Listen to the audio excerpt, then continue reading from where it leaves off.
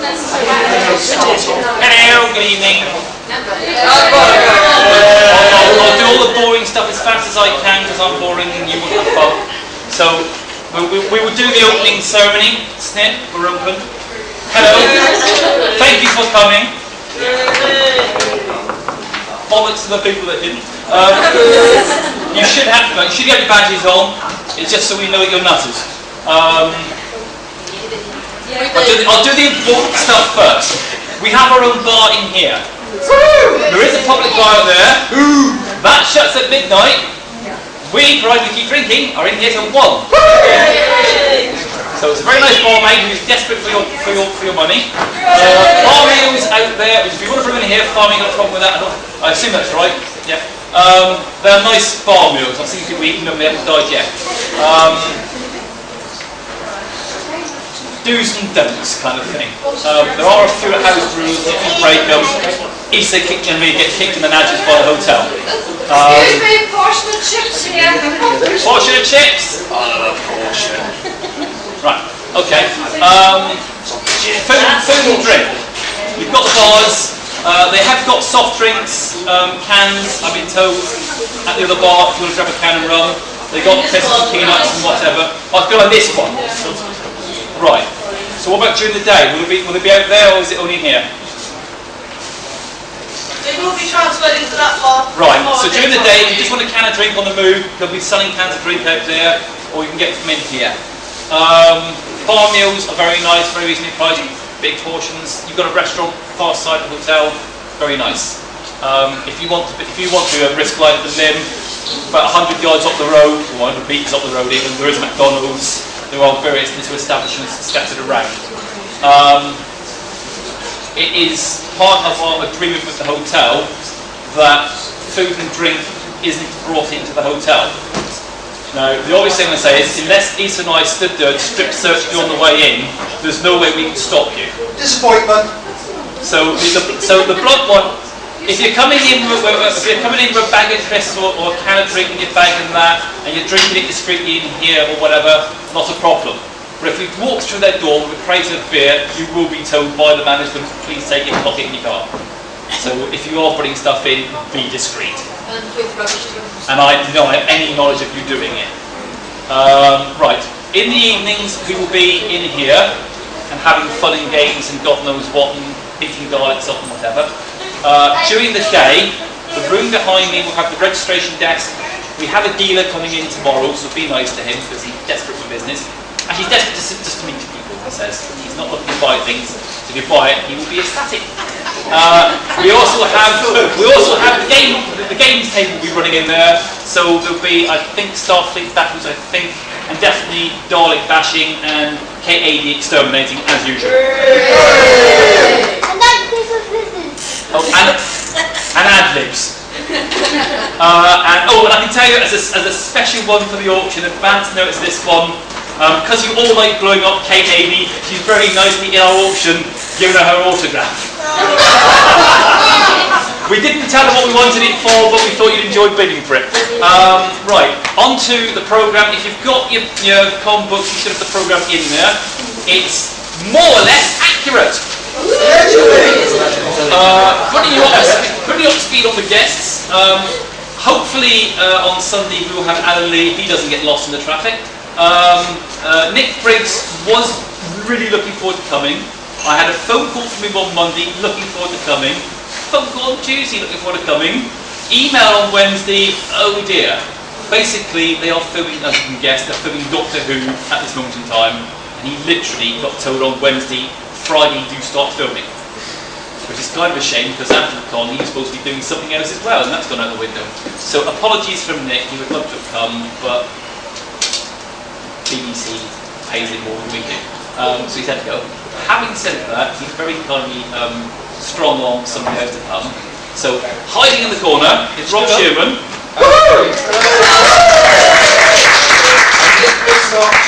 Yeah, who as well as being the writer of several Doctor Who things, including Dalek.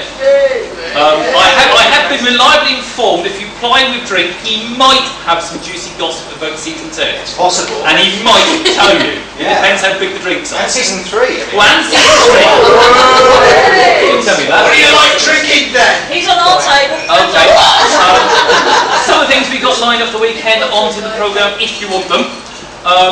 offered, would you like an exclusive live DVD commentary to Dalek? Yes. Right. Do you want it during the day or during the evening? I think it's an evening.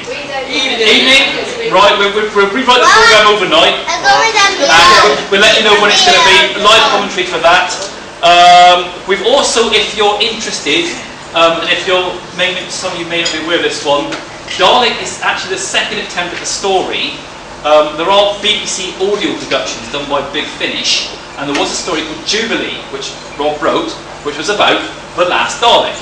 We have a copy of that one, so if you want, we can put that on as well, and you can see the differences between an audio version and the live version. It is 2.5 hours long though, so matchsticks for the eyeballs, but we can play that. Also for tonight's ghost story at midnight, we've got a Doctor Who story, which I also think you wrote. Didn't you, Rob? Yeah. It's called The Chimes of Midnight, which is nice and a creepy Doctor Who story. So we're going to turn the lights down, get drunk, and listen to Doctor Who ghost stories. Apart from that one, we started late. Big surprise. What is it then? Opening ceremony, you're listening to it. Following this with a quiz from Ross and Dave, Gary's game. The mystery thing that Barry and Dave are doing is being temporarily shelved on account of the victim that they've got yet. So you may or may not see me and Barry doing what not to wear at a convention. And if you know what me and Barry like, you can guess how bad it will be. We've got various other bits and pieces. If people want it, although we've got the crack show for this year, for tomorrow night with more stupidity, we do have the crack shows for 1999 onwards here. So if you fancy laughing hysterically at stupid things again, we can put them on all the weekend as well. I think that's just about it. Yeah. Oh, Wobbly's on the Moon. Yes. Another one for all you old hands at the con. Wobbly's on the Moon, the radio play. The play that nearly killed Peter Morwood, did it? And this year, as an extra special treat, I have here a set of scripts. You might think she's going to auction the scripts. No. Okay. I'm going to auction the parts. So, if you want to be, for example, I'll just briefly, if I can find an actual script here. Yes, I'll just run through the parts very briefly. We have the protagonists.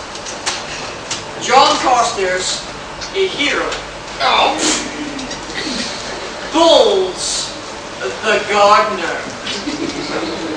The women. Vera Dawn, the hero's assistant. It looks like Minnie Mouse.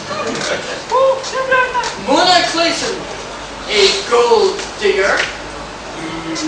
Interested parties. That's a dwarf, isn't it?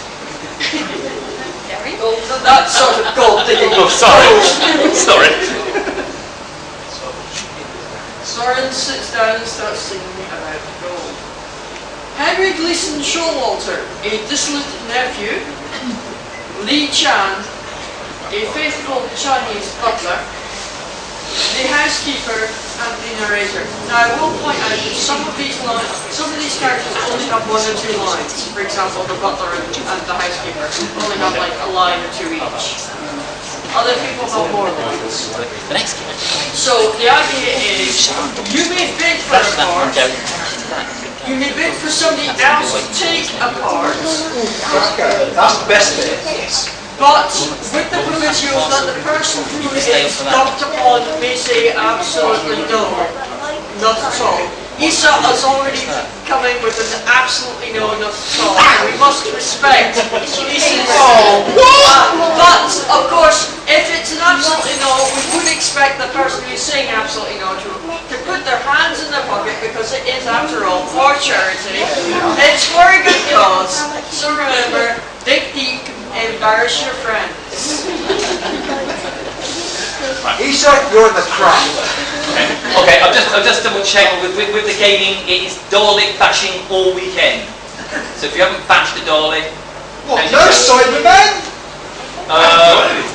not this year, but next year there will be some Cybermen. But I am going to say, I'm going to say it probably, I think the new side will then suck to look at. Boom. Yeah. Daleks are much better. That's about it for tonight. The bars are open until 1 in here, 12 up there. Last orders for food at the other bar is 11:30. Don't mix food with solids. That's a bad comment. I'll work the other one out later when I've had something to eat. So there's going to be in here the book quiz as soon as I shut off, and then we'll try and get back on. We'll try and get back on schedule at some point. But later on tonight, I think what we might do with Jubilee, it's 2.5 hours long. If we've got time before midnight, if we do some episodes tonight maybe, and then some tomorrow. How does that sound? Do you want it in episodic format, folks, or do you want it in one episode? Right. We will start doing Jubilee tonight, and Andrew will be doing Charms Midnight. So that's it with the book quiz people. Are you ready? Any chip butty around here? Oh, I'll just see if I was right with my estimate. We did discuss with the hotel about a chip butty run, and they did tell me how much it would cost. Would you like a chip butty run at £4 a head? Kiss it. Funny you should say that, that's what I thought you'd guess. Now I'm afraid there's no chip butty run, but they do nice bar meals. Very, very nice. Very nice bar meals at the Pinto. So there you are, book quiz about to start. Guess the... £1.35 out the bar for chips. Eh? £1.35 for chips out the bar. Oh, I've worked with the management on one of this, and that's excellent. Okay, so book quiz in here now. 10 guests over there. If you're going to pry him with a drink, he's ready and waiting for you. There you go, folks.